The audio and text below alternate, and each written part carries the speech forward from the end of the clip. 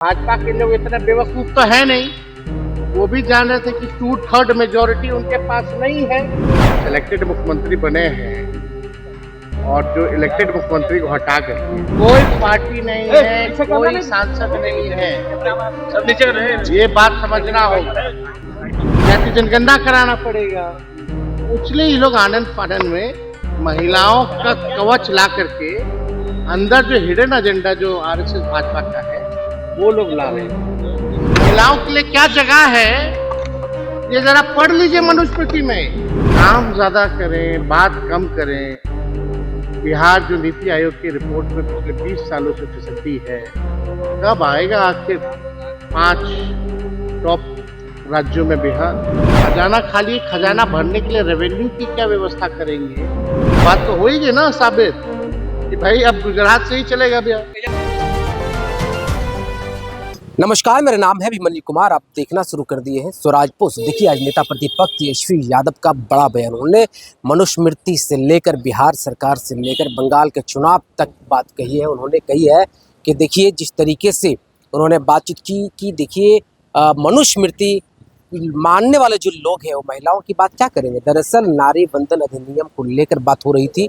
कल जो संविधान संशोधन 131वां जो लोकसभा में पेश किया गया था, उसको लेकर उन्होंने बात कही कि देखिए, ये तो बीजेपी को पता था कि ये तो गिरना ही था। 1/3 जो उनके पास वोट है वो था ही नहीं, उनके पास उतने सदस्य थे नहीं, तो फिर इसको लाने की आवश्यकता क्या थी? इनको पहले से पता था। और ये पूरे देश भर में घूम घूम कर बताने की कोशिश करेंगे कि देखिए, विपक्ष महिलाओं के बहुत खिलाफ है। दरअसल ये मनुस्मृति के मानने वाले लोग हैं। उन्होंने ऐसी बात कही है। उन्होंने साफ तौर पर ये बातें कही है कि जिस तरीके से महिलाओं का अपमान उन्होंने बार बार करते आया है।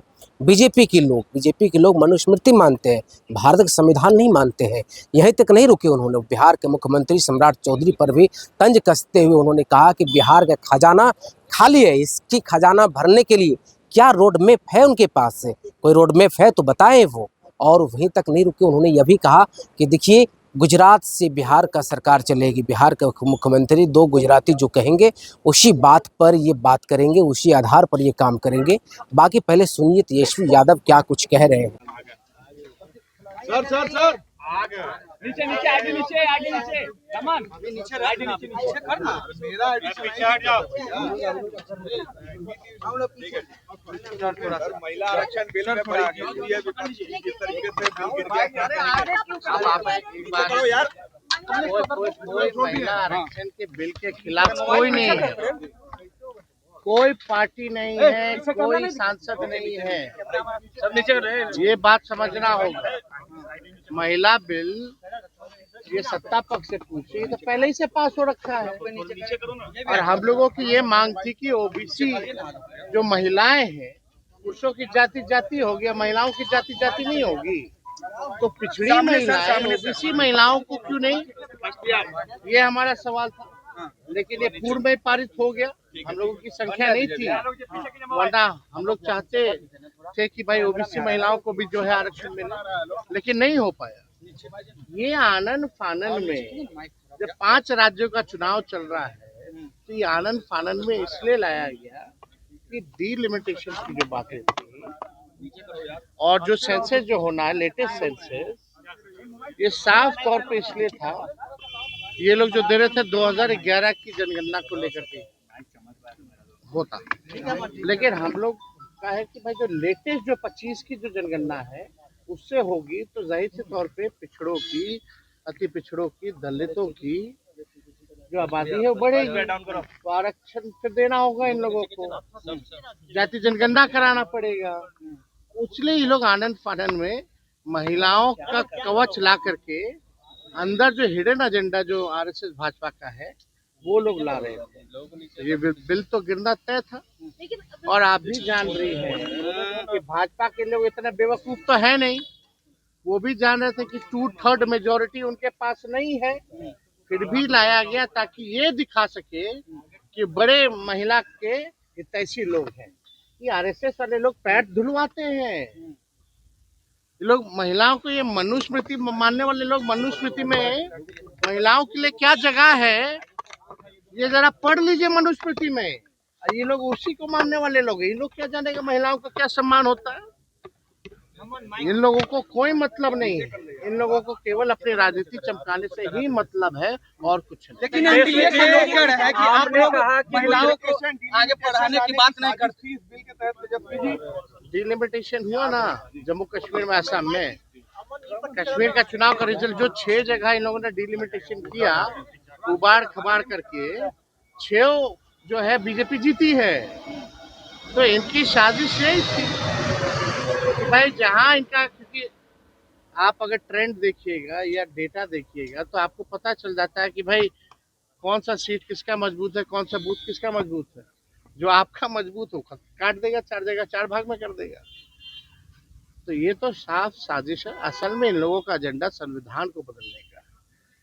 डिलिमिटेशन के बाद ये लोग चाहते थे कि भाई इनकी मेजोरिटी 2/3 से ज्यादा आ जाएगी तो संविधान बदल देंगे। असल एजेंडा इन लोगों का ये है, और हम लोगों के रहते हुए बाबा साहब अम्बेडकर के संविधान को कोई नहीं बदलेगा। तेजस्वी जी, आपने कहा गुजरात से जो है बिहार चलेगा, लेकिन सुबह तेजस्वी सम्राट चौधरी ने 5 ऐसे बड़े फैसले ले लिए हैं। कहा कि बिहार में शराबबंदी जो है वो लागू रहेगी। कई ऐसे जो है फैसले ले, नीतीश कुमार के जो काम था उसको अब आगे बढ़ा रहे हैं। कोई कैबिनेट में निर्णय हुआ है क्या? प्रेस रिलीज जारी किया गया। जरूरत क्यों आना पड़ी? ये बोलने की जरूरत ही क्या है?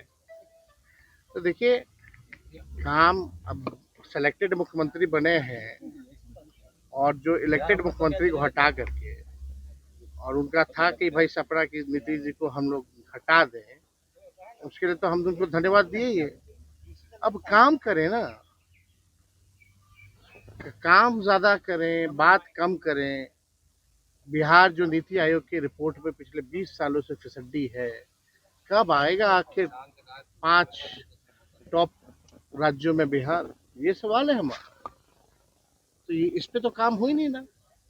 खजाना खाली, खजाना भरने के लिए रेवेन्यू की क्या व्यवस्था करेंगे, ये रोड मैप बताए ना। मुख्यमंत्री जी से हम जानना चाहेंगे कि उनका विजन और रोड मैप क्या है। बिहार को 5 टॉप राज्यों में कैसे लाएंगे? हर जिले में कारखाने देने की बात की गई है, 2 करोड़ नौकरी देने की बात की गई है, 2 लाख रुपए महिलाओं को देने की बात की गई है।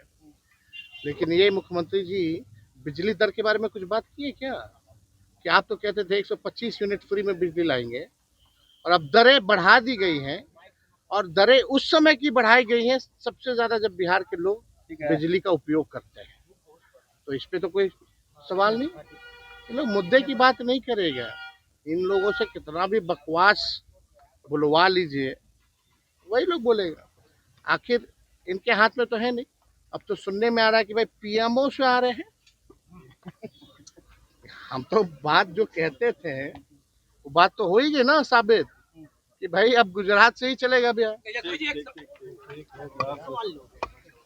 तो देखिए, अभी आप तेजस्वी प्रसाद यादव को सुन रहे थे। उन्होंने जिस तरीके से मनुस्मृति का फिर से जिक्र किया, ये हर किसी के मन में सवाल तो है कि आखिर भारत तो संविधान से चलता है, फिर मनुस्मृति का जिक्र ही क्यों किया जा रहा है। खैर कोई नहीं, इन तमाम मुद्दे पर आप क्या सोचते हैं, अपनी राय जरूर दीजिए कमेंट के माध्यम से। बाकी आपका बहुत शुक्रिया, बहुत बहुत धन्यवाद। गोल, जहां 28 वर्षों के सफर में 18,000 से भी अधिक छात्रों ने डॉक्टर एवं इंजीनियर बनकर सफलता की ऊंची उड़ान भरे है, जहां साधारण छात्र भी बिहार एवं झारखंड टॉपर बनकर बड़ा इतिहास बना रहे हैं। दूरदर्शी शिक्षाविद श्री विपिन सिंह के मार्गदर्शन में मेडिकल एवं इंजीनियरिंग के लाखों छात्रों के लिए आशा की किरण के रूप में गोल, द रिजल्ट फैक्ट्री